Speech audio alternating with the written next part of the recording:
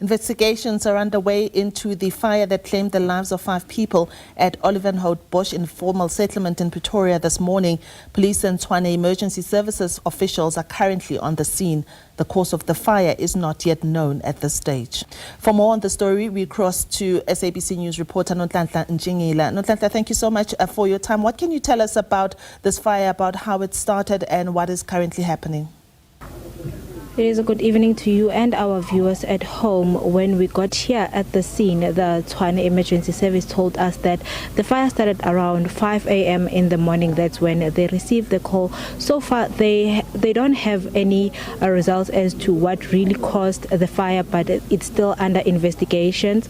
And when we heard that it's 5 people who perished in the fire. That includes 2 minors, 2 adults, and also a citizen. No one survived the fire. The person who survived the fire, it's the daughter who only stayed in Tembisa. She got the call this morning when they alerted her that all her family have perished. But just to hear more as to how are they going to support the person who survived the fire, it's the ward councillor, Councillor Masha.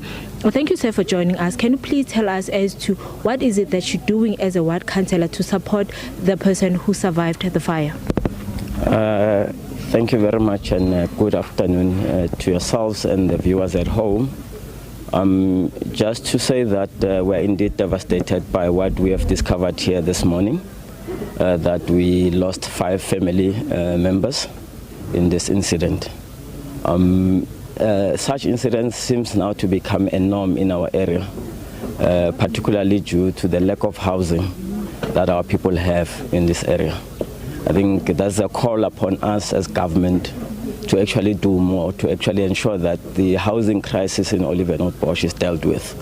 I think province and the city will have the numbers in terms of the need of human settlement in Olievenhoutbosch. So this is a call to all of us to really do more to ensure that we limit this kind of incidents. Not just long ago, about a year and a half ago, on the very same street, we lost 3 family members in a similar incident. So really, we are having too many of these incidents, and this cannot continue anymore. Just on this one, for this morning, we have teams that have come from the city of Tshwane.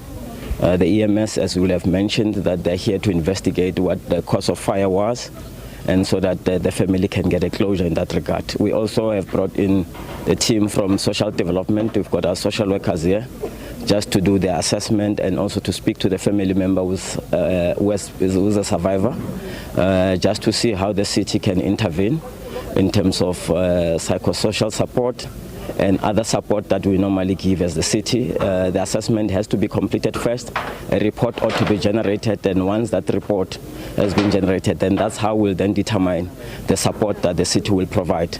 Further to that, we have engaged our partners, the NGOs that normally support us in this community when we have this kind of devastations. We have Mahlasedi Foundation that we have spoken to, and they're currently on their way to the scene to also see how they can support this family. So we're still reaching out to more NGOs, still reaching out to the city as well to see how we can further support this family. So far that's the work that we are currently doing. Thank you so much for your time, sir. There you have it.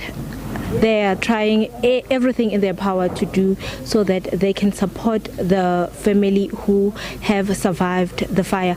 Earlier on, we spoke to the residents who told us how devastated they are, and some are friends with the family, stating that this came as a shock to them because they tried to monitor the fire, they tried to contain the fire, but unfortunately it was way too late.